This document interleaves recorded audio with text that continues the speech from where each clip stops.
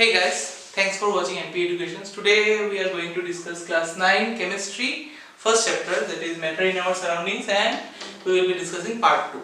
So in the last, अगर किसी ने last class का नहीं देखा वो मैं लिंक यहाँ पे डाल दूंगा तो देख लेना वो. अच्छा, तो last class में हम लोगों ने पढ़ा था क्या? 5 properties ना? 5 या क्या था? हाँ, rigidity और fluidity के बारे में लास्ट पढ़ा था. ठीक है? तो अभी आज पढ़ेंगे क्लासिफिकेशन ऑफ मैटर. ठीक है, तो first topic is classification of matter. Classification of matter. ठीक है, तो देखो मैटर को हम लोग किसमें क्लासिफाई कर सकते हैं. मैंने बोला था बेस्ड ऑन फिजिकल प्रॉपर्टीज और बेस्ड ऑन केमिकल प्रॉपर्टी, उसको अलग अलग सेपरेटली वी कैन क्लासिफाई. तो बेस्ड ऑन क्लासिफिकेशन क्या होगा, हम लोग करेंगे based on physical properties. Based on physical properties. ठीक है, प्रॉपर्टीज. और सब लोगों ने केमिस्ट्री एस्टन बुक सामने लेके बैठ गए. तो पेज नंबर 9 में देखो तुम्हारा, मैंने क्या बोला था, फिजिकल प्रॉपर्टीज के ऊपर उसको हम लोग 3 तरीके में डिवाइड कर सकते हैं. What are the parts physical properties के ऊपर. एक है तुम्हारा सॉलिड, ठीक है, वो एक मैटर होगा. नंबर 2 लिक्विड और एक मैटर होगा. और नंबर 3 इज योर गैस. ठीक है, तो सॉलिड, लिक्विड और गैसियस स्टेट में हम लोग फिजिकल प्रॉपर्टीज को डिवाइड करेंगे. ठीक है, तो देखो तुम लोग का एक मतलब कॉपी में क्या लिखोगे ये तो लिख लेना. फिर सबका प्रॉपर्टीज चाहिए, फिजिकल प्रॉपर्टीज चाहिए. तो पहले लिखोगे physical properties of solid. Properties of solid. तो ये आइदर तुम कॉपी से पढ़ोगे या बुक से पढ़ोगे. ठीक है, तो कॉपी में लिखने का जरूरत नहीं है, तो यहाँ पे इसके नीचे लिख दो एस चंद, पेज नंबर 9. तो वहां से तुमको समझ में आ जाएगा जब कॉपी खोलोगे एग्जाम के टाइम पे कि कहाँ से पढ़ना है. ठीक है, अभी देखो पहला प्रॉपर्टी क्या है सॉलिड का. सॉलिड क्या है तो पता है, आइस, वुड, कोल, सब हम लोग ये वुड, ये सब what are this, what these are solids. तो सॉलिड का प्रॉपर्टी क्या है, solids have fixed shape and fixed volume. ये मार्कर भी क्या है, एक सॉलिड है, तो इसका फिक्स्ड शेप है कि नहीं, ये सिलिंड्रिकल जो शेप है दैट इज फिक्स्ड. एंड इसका वॉल्यूम कितना है वो भी फिक्स्ड है. मतलब इसमें अगर ये कंटेनर सोचते हो तो इसमें कितना पानी अटेगा दैट इज फिक्स्ड. ठीक है, that is the volume. Number 2 solids can not be compressed much. मतलब सॉलिड को तुम कंप्रेस नहीं कर सकते. Suppose if you take liquid, liquid को क्या कर सकते हो, कंप्रेस करके. फिर हम लोग जो कोल्ड ड्रिंक्स पीते हैं तो क्या करते हैं, उसको कंप्रेस करते हैं ना, इसलिए खोलने के बाद वो क्या होता है, उसका प्रेशर रिलीज होता है. लेकिन सॉलिड को you can not compress. To some extent थोड़ा बहुत कर सकते हो, लेकिन उसको नेग्लिजिबल बोल सकते हैं.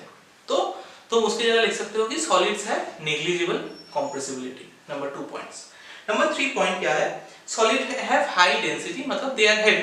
Now if I put this in a water, एक बकेट में वाटर लिया, इसको डाल दिया, तो वो क्या करेगा, फ्लोट करेगा, सिंक करेगा. ऑफ कोर्स सिंक करेगा. सो अगर सिंक करता है तो बोलते हैं कि उसका डेंसिटी हाई है. किससे हाई है, वाटर से हाई है, इसलिए वो डूब जाएगा, वो सिंक करेगा.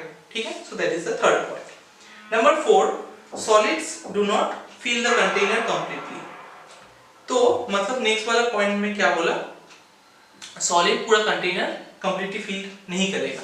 सपोज मान लो तुमने ये कंटेनर लिया, कंटेनर में तुमने कुछ से चीनी डाल दिया. ठीक है, चीनी का शेप भी सॉलिड है ना, तो वो फिल करेगा क्या कंप्लीटली. उसके अंदर क्या रहेगा, एयर का स्पेसेस रहेगा. तुम अगर इतना तक है इसका, तो तुमने नीचे तक भर दिया तो ऊपर वाला पार्ट खाली रहेगा ना, तो कंटेनर में पूरा कंप्लीटली फिल नहीं करेगा. ठीक है. And number 5 point is solids do not flow. अगर मैंने इसको फू कर दिया तो ये उड़ जाएगा क्या, नहीं जाएगा, because solids do not have a tendency to flow. और लास्ट क्लास में मैंने पढ़ा था कि फ्लूइडिटी मतलब जो चीज का टेंडेंसी है फ्लो करने का. जैसे हवा, एयर इज फ्लोइंग. ओके, पानी भी फ्लो कर सकते हैं. So generally liquids and gases are considered to be fluids. So that is why they have the fluid property. ठीक है, फ्लूइडिटी. समझ में आया. ये 5 प्रॉपर्टी नोट डाउन करो. नोट डाउन मतलब यहाँ पे ऐसे लिख दो या फिर यहाँ पे लिख ही दो. ठीक है, ये तुम्हारा मर्जी है. नेक्स्ट आएगा क्या, फिजिकल प्रॉपर्टीज ऑफ लिक्विड. ठीक है, वो क्या है, एस चंद, पेज नंबर 10 में है। तो देखो ये क्या है, फर्स्ट जो जो उसका प्रॉपर्टी सेम ही रहेगा लेकिन स्टेट वाइज वो चेंज होता जाएगा। नंबर 2 क्या बोला, देखो number 1, liquids have a fixed volume but they do not have a fixed shape. Of course तुमने अगर पानी लिया एक बॉटल में, तो जितना पानी एक बॉटल में लिया वही अगर तुम एक ग्लास में डालते हो तो क्या होगा, वॉल्यूम तो फिक्स रहेगा लेकिन shape they can take the shape of the container, right. अगर ग्लास में रखा या फिर एक गमले में रखा तो क्या होगा, तुम्हारा शेप चेंज होता जाएगा, ठीक है। तो उसका फिक्स शेप नहीं है। Liquids take the shape of the vessel in which they are placed, तो कहीं पे भी रखो उसका ही शेप लेगा वो, ठीक है। So like solids, liquid can not be compressed much, solid के जैसा भी लिक्विड भी इतना कंप्रेस नहीं कर पाएंगे। लिक्विड को टू सम एक्सटेंट कर पाएंगे लेकिन सॉलिड को तो एकदम ही नहीं कर पाएंगे, ठीक है। Liquids have moderate to high density. अभी देखो कंप्रेसिबिलिटी का और एक चीज मैं बोल सकता हूँ, सपोज एक सिरिंज में, सिरिंज इंजेक्शन जो लगाता है ना सिरिंज, उसमें अगर तुम पानी भर लिया थोड़ा, ठीक है, और उसका वो नीडल हटा दो, नीडल हटा के तुम वहां पे अगर मतलब उंगली रखते हो और वहां से तुम कंप्रेस करना चाहते हो तो वो थोड़ा ही कंप्रेस कर पाओगे, ठीक है। इफ यू रिलीज दैट तब तो पानी निकल जाएगा, but if you try to compress it, वो क्या होगा, कंप्रेस उतना नहीं कर पाओगे, ठीक। That is what we mean by compressibility. Liquids have moderate to high density, they are usually less dense than solid। of course liquids का density थोड़ा कम ही होगा, मॉडरेट भी होगा या फिर कम होगा, लेकिन सॉलिड से ज्यादा नहीं होगा, क्योंकि सॉलिड जनरली लिक्विड में क्या हो जाता है, डूब जाता है। ऐसा कम ही सॉलिड है जो लिक्विड में फ्लोट करेगा। सो हम बोल सकते हैं कि लिक्विड्स का डेंसिटी कम होता है।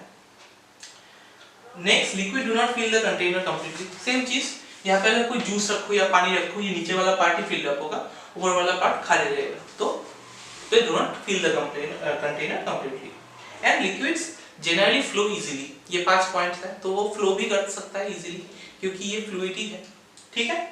ये हो गया तुम्हारा प्रॉपर्टी ऑफ लिक्विड्स। अभी आएगा क्या, प्रॉपर्टीज ऑफ गैसेस, लिखो कॉपी में, वो भी पेज नंबर 10 में ही है नीचे। तो इसका फर्स्ट प्रॉपर्टी क्या है, vessels have gases have neither a fixed shape not fixed volume. अब भाई गैसेस का कोई शेप नहीं है, ये तो पता ही है, गैस तो हम लोग देख ही नहीं पाते इनफैक्ट, लेकिन इस रूम में जितना गैस है that does not have a fixed shape, ठीक है, और फिक्स्ड वॉल्यूम भी नहीं है उसका।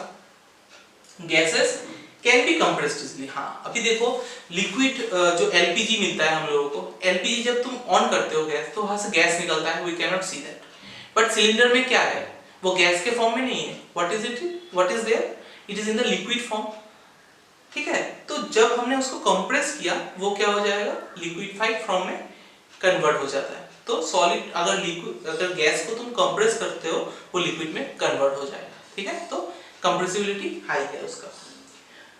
Gases have low density. Of course gases तो बहुत हल्का होता है, वो डेंसिटी इतना ही कम होता है ना, बहुत ज्यादा कम होगा। तो they are very very light. Gases are, a gas is much lighter than the same volume as solid और लिक्विड। तुम सेम वॉल्यूम में सॉलिड लो, लिक्विड लो, गैस लो, गैस में सबसे हल्का होगा, उसको इजीली सबसे फ्लोट करेगा, ठीक है। Gases fill the container completely. Of course तुम अगर मान लो यहाँ पे ऑक्सीजन गैस भरा के रखा, तो वो नीचे गिर जाएगा क्या, नहीं ना, ये हवा है ना, ये तो गैस है, तो गैस क्या करेगा, पूरा कंटेनर में स्प्रेड आउट होकर रहेगा, सो ये कंटेनर को पूरा फिल कर देगा, ठीक है। और number 5 point, gases flow easily, क्योंकि ये भी एक फ्लूइड है, तो वो क्या करेगा, इजीली फ्लो करेगा, ठीक है। तो ये सब पॉइंट्स, फिजिकल प्रॉपर्टीज तुमको अच्छे से याद रखना है। 5 प्रॉपर्टीज हर एक का है, तो 15 प्रॉपर्टीज, ठीक है। सेम ही चीज है, सिर्फ किसमें क्या होता है वो समझ लो, ठीक है। समझ में आया था? ओके, अभी देखो क्या बोला कि why liquid, solid and gases have different property. ये अगर तुम पेज नंबर 10 में ही कंटिन्यूएशन है। देखो हम लोगों को पता है क्या, लास्ट क्लास में एक एक्सपेरिमेंट करके दिखाया कि मैटर्स ऑफ कोई भी चीज में मैटर क्या होता है, पार्टिकल्स, मैटर्स में, एक मैटर में पार्टिकल हमेशा कंटिन्यूअसली मोशन में रहता है, मूवमेंट में रहता है, ठीक है। तो एक चीज का टर्म मैं बोल रहा हूँ, वो याद रखना, that is kinetic energy. Kinetic energy मतलब क्या है, कोई भी एक ऑब्जेक्ट जब मूव करेगा, दैट मींस उसमें जो एनर्जी होगा उसको बोलते हैं काइनेटिक एनर्जी। अभी के लिए ये याद रखो, इसका डिटेल्स डिस्कशन हम लोग फिजिक्स में करेंगे, ठीक है। So what is kinetic energy? Any object that is in motion we say कि वो ऑब्जेक्ट काइनेटिक एनर्जी पोजेस कर रहा है। मतलब एक ऑब्जेक्ट का अगर ज्यादा मूवमेंट हुआ तो उसको बोलेंगे कि उसका काइनेटिक एनर्जी ज्यादा है, जिसका मूवमेंट कम होता है उसको बोलेंगे हम लोग काइनेटिक एनर्जी कम है। ठीक है, so this thing you keep in mind. तो देखो अब डिसाइडिंग फैक्टर क्या होगा, हम लोगों को पता है, उस दिन मैंने दिखाया था उजाला में एक पानी का बोतल में या फिर ग्लास में मैंने उजाला डाला था और मैंने टच नहीं किया था, तो क्या हो गया, वो ऑटोमेटिक उसका कलर ब्लू हो गया था, बिकॉज पानी में मैटर, पानी इज ए मैटर, तो उसमें क्या होता है, पानी कंटिन्यूअस मोशन में रहता है, इसलिए ब्लू जब इंक का ड्रॉप दिया तो वो पूरा मिक्स मतलब पानी को ब्लू कर दिया। ठीक है ना, तो कुछ कुछ डिसाइडिंग फैक्टर होगा कि जिससे हम लोग बोल सकते हैं कि हाँ ये सॉलिड क्यों है, हाँ ये लिक्विड क्यों है, हाँ ये गैस क्यों है। ठीक है, सो डिसाइडिंग फैक्टर क्या क्या है, नंबर 1 द स्पेस और distance between the particle. Space और डिस्टेंस बिटवीन द पार्टिकल मतलब अगर तुम सोचो दो ऑब्जेक्ट के बीच में स्पेस ज्यादा है तो वो क्या कहलाएगा, बोलो।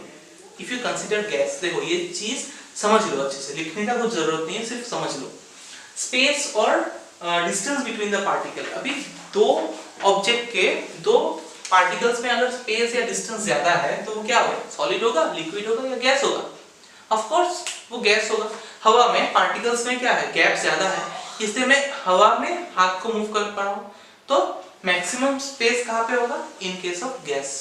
लिक्विड में भी तुम पानी के अंदर से भी हाथ घुसा के you can move your hand, right, मतलब क्या है, उसमें भी स्पेस कम है लेकिन है, मॉडरेटली है।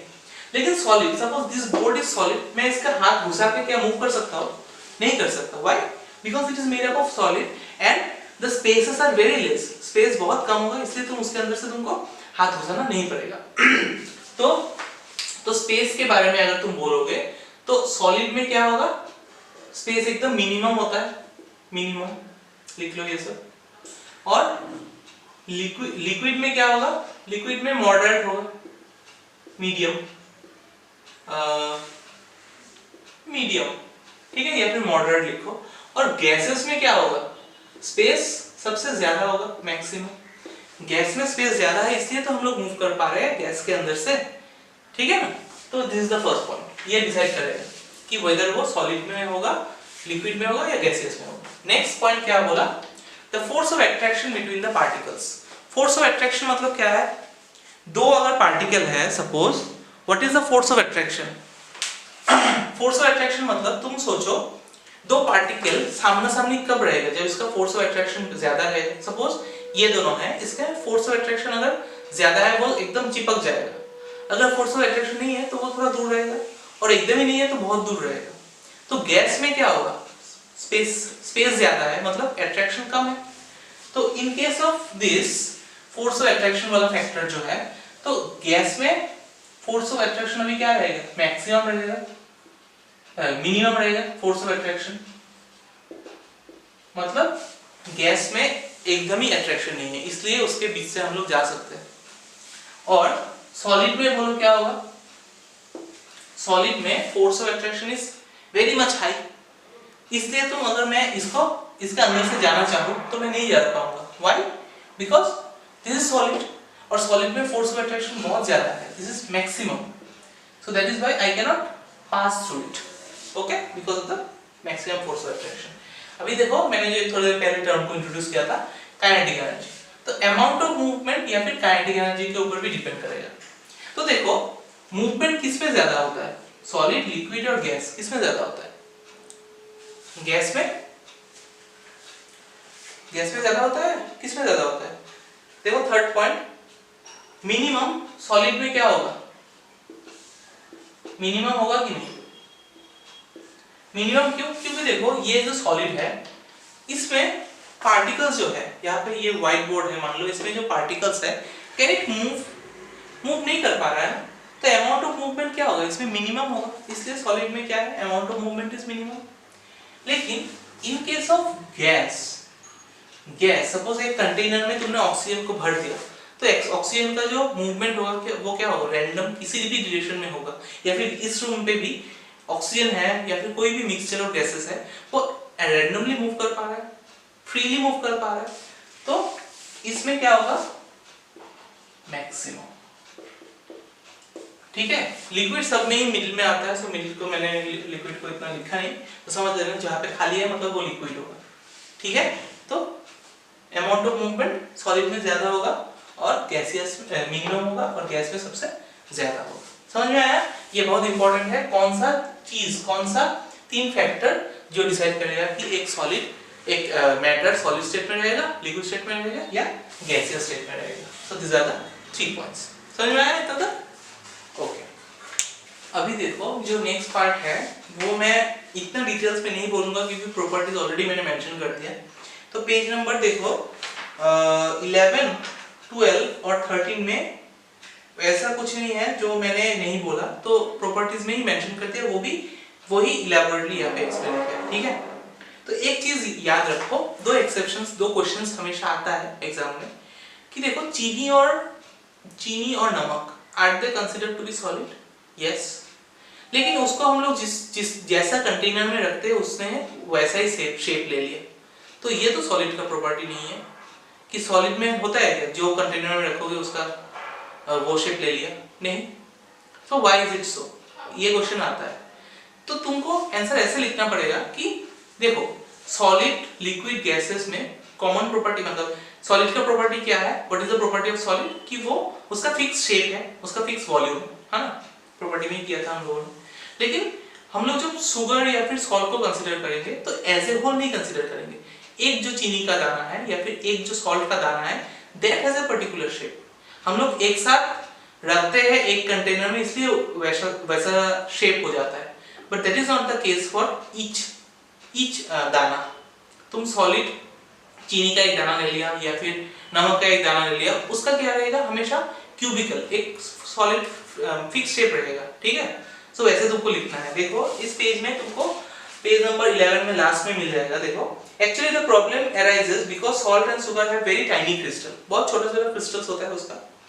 Salt and sugar are considered to be solid because the shape of the individual crystal. एक साथ रखने से वो हम लोग उसको सॉलिड नहीं बोलते हैं, एक-एक क्रिस्टल्स को सॉलिड बोलते हैं। एक साथ रखने से तो कंटेनर का शेप ही लेगा, लेकिन एक-एक सॉलिड को अगर कंसीडर करोगे तो that is why their shape and size are fixed ना, सो इसलिए हम लोग उसको सॉलिड बोलेंगे। ठीक है, ये वाला क्वेश्चन आता है। और एक क्वेश्चन आता है कि सॉलिड का कंप्रेसिबिलिटी क्या है, बहुत मतलब लो है, तुम इसको कंप्रेस कर सकते हो क्या? ये जो मार्कर है this is solid, you can not compress it much, right, you can not compress it.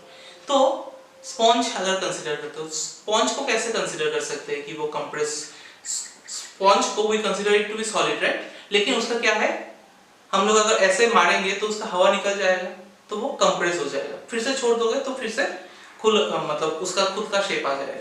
ठीक है, तो क्या बोला, a sponge can be compressed easily, page number 12 में देखो first line, a sponge can be compressed easily, so why do we call it as a solid? क्यों बोलते हैं उसको solid? Because sponge is considered to be a solid because its compressibility is due to the presence of the minute pores in which it is filled with air.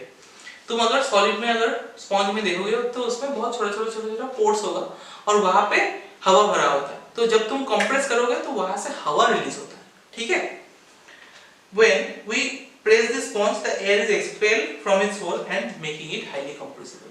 तो इस reason को तुमको बोलना है अगर तुम्हें क्वेश्चन में ऐसा आया। ठीक है, तो ये 2 पॉइंट तुमको अच्छे से याद रखना है। और सॉलिड लिक्विड गैस का जो है ना वो पेज नंबर 13 14 तक खुद ही पढ़ लेना। ठीक है, अभी आते हैं क्या, डिफ्यूजन। देखो डिफ्यूजन पहले भी बोला था, यहाँ पे भी मैं फिर से बोलूंगा। What is diffusion? Diffusion chemistry के टर्म में डिफ्यूजन मतलब क्या है, सिंपल चीज, कोई भी चीज को मिक्स होने को हम लोग बोलते हैं केमिस्ट्री के टर्म में डिफ्यूजन। ठीक है, तो डिफ्यूजन का डेफिनेशन क्या है, the spreading out and mixing of substances with another substance due to its motion of particle is called diffusion. तो इसका डेफिनेशन इसके नीचे लिख दो, क्या लिखोगे, द स्प्रेडिंग आउट, देखो डेफिनेशन और बुक से पूरा अच्छे से सीखना है। ठीक है, डेफिनेशन खुद से मत लिखा करो, because once you change any तुम कुछ चेंज कर दोगे ना तो इसका पूरा चेंज हो जाएगा पूरा पूरी। तो the spreading out and mixing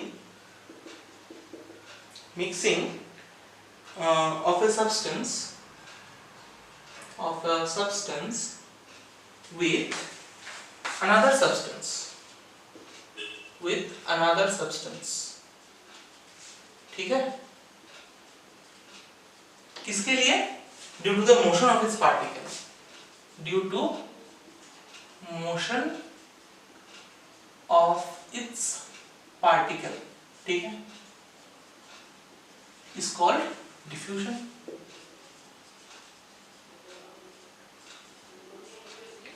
याद रहेगा, मैंने बोला था लास्ट क्लास में, एक गैस लिया, क्लोरीन गैस को, अगर मैं कर सकता हूं तो मैं वीडियो दिखा दूंगा। जब तुम उसको मिक्स करोगे, ठीक है, तो क्या होगा, एक साइड में तुमने ब्राउन कलर का गैस लिया, एक में कलरलेस गैस लिया, तो जब मिक्स करोगे थोड़ा देर बाद तुम क्या हो जाएगा, पूरा सब में ब्राउन कलर का गैस फिल अप हो जाएगा, क्योंकि वो डिफ्यूज हो गया, ठीक है।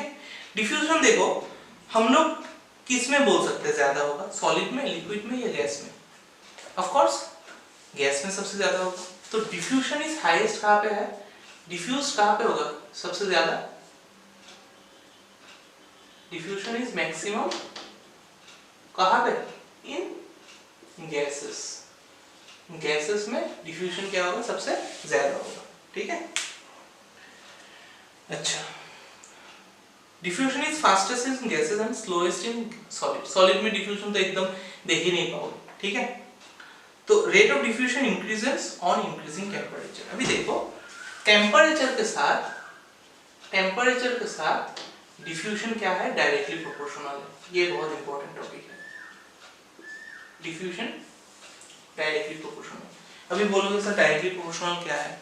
मैंने क्लास 8 में समझाया था, डायरेक्ट और इनवर्स प्रोपोर्शन बोल के एक चैप्टर था। टेम्परेचर अगर बढ़ेगा, प्रोपोर्शनल मतलब टेम्परेचर अगर बढ़ेगा डिफ्यूजन भी बढ़ेगा, टेम्परेचर अगर घटाओगे तो डिफ्यूजन, रेट ऑफ डिफ्यूजन भी घट जाएगा। That is what we mean by diffusion. अभी सोचो तुम्हारा मम्मी ने आज से चिकन बनाया, ठीक है, तो जब बनाते हैं तब घर में घुस के ही स्मेल आ जाता है ना, बिकॉज इट वाज हॉट। बना रहा है तो क्या है, हॉट है, तो टेम्परेचर क्या है, हाई है, इसलिए तुमको दूर तक सुनाई देगा कि किसी ने चिकन बनाया। अगर वही चिकन तुम शाम को जाते हो घर पे कि बना के मम्मी ने रख दिया, तब उतना स्मेल आता है क्या? नहीं आता है। क्यों? बिकॉज तब वो गर्म नहीं रहता, तो टेम्परेचर लो हो गया, तो डिफ्यूजन भी क्या होगा, लो होगा, ठीक है। या फिर अगरबत्ती, क्या बोलते हैं इसको, इंसेंस स्टिक। इंसेंस स्टिक को अगर तुम ऐसे रख दिए तो सामने लाके फिर स्मेल करना पड़ेगा ना, लेकिन तुम उसको अगर जला देते हो तो घर के कोने में रख दो, फिर भी इस एंड से तुमको स्मेल आएगा, because when it is burning उसका टेम्परेचर क्या है, हाई है, तो डिफ्यूजन भी क्या होगा, हाई होगा, ठीक है। समझ में आया डिफ्यूजन क्या है? देखो यहाँ पे भी वही का एग्जांपल दिया, जब हम लोग सेंट मारते हैं ना, ठीक है, तो वो क्या होता है, पूरा घर में पूरा स्मेल आ जाता है ना, डिओड्रेंट या फिर बॉडी स्प्रे अगर मारते हो, मतलब क्या है, वो रेट ऑफ डिफ्यूजन इतना हाई है कि घर में सारा जगह उसका स्मेल फैल जाता है, ठीक है। तो अच्छा, डिफ्यूजन इन लिक्विड देखो क्या है, नेक्स्ट पेज 17 में। Diffusion of liquid is slower then gases, of course liquid में कम होगा। तो डिफ्यूजन हमने देखा था, अगर तुमने लिक्विड में थोड़ा सा उजाला डाल दिया तो उसने पूरा ब्लू कर दिया, लेकिन उसमें क्या लगा, बहुत टाइम लगा। मैंने उस वीडियो को टाइम लैप्स में शॉर्ट बना दिया, मतलब स्पीड से दिखा के कर दिया था, तो इसलिए वो पता नहीं चला तुमको शायद, लेकिन वो डिफ्यूजन बहुत स्लो होगा इसमें, लिक्विड में, ठीक है। तो ये यहाँ पे 3 एग्जांपल दे दिए, तुम ऐसे घर में भी कर सकते हो। पानी का एक बॉटल लोगे, उसमें 1 ड्रॉप इंक ऐड कर दो, तुम उसको मिलाना मत, तो देखना वो बहुत टाइम लगा के फिर पूरा वो ब्लू हो जाएगा, ठीक है। और डिफ्यूजन इन सॉलिड, सॉलिड में तो एकदम ही स्लो प्रोसेस है। तो देखो सपोज ब्लैक बोर्ड में अगर लिखते हैं टीचर्स लोग, तो ब्लैक बोर्ड्स में जो पोर्स होता है ना, पोर्स, तो तुम जब लिखोगे ब्लैक बोर्ड में या फिर व्हाइट बोर्ड में, ये मैंने कैसे लिखा, क्योंकि इसका जो इंक है या फिर चॉक जो होता है, चॉक इसमें डिफ्यूज होता है ना, तो चॉक इसमें मिक्स हो गया, इसलिए तुम ये मतलब दिखाई दे रहा है तुमको, ठीक है।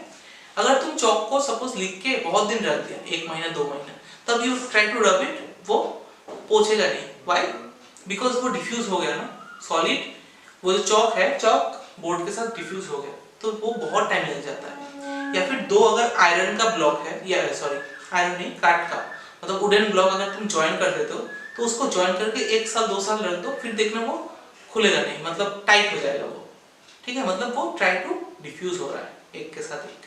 तो डिफ्यूजन गैस में सबसे ज्यादा होगा, लिक्विड में मॉडरेट होगा, और सॉलिड स्टेट में क्या होगा, सबसे ज्यादा होगा या सबसे कम होगा, ठीक है। समझ में आ गया डिफ्यूजन?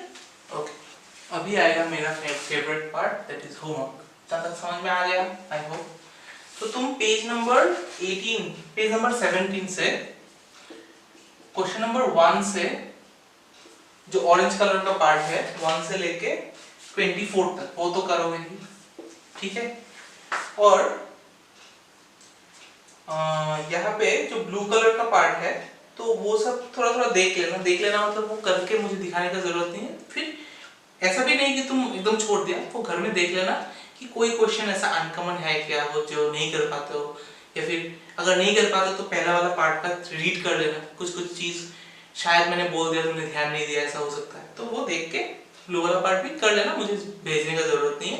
लेकिन मुझे क्या भेजोगे, 1 से 24 तक कंपल्सरीली भेजोगे, और यहाँ पे जो एमसीक्यू है वो चाहिए मुझको, एमसीक्यू सारा, ठीक है, वो तुम भेजना अच्छे से, ऐसे ऐसा देख के मत बोलना, समझ लेना फिर टिक करना, ठीक है। तो आज के लिए ज़्यादा होमवर्क नहीं दिया, थोड़ा कम ही दिया, लेकिन हाँ ठीक है, वो नेक्स्ट क्लास में फिर कंटिन्यू करेंगे। अच्छा, अगर वीडियो पसंद आ गया है तो लाइक कर देना, सब्सक्राइब तो कर ही दिया होगा, नहीं तो दे देना, क्योंकि ये मुफ्त है, और घर में रहना सब लोग। मिलते हैं नेक्स्ट वीडियो, चलो बाय।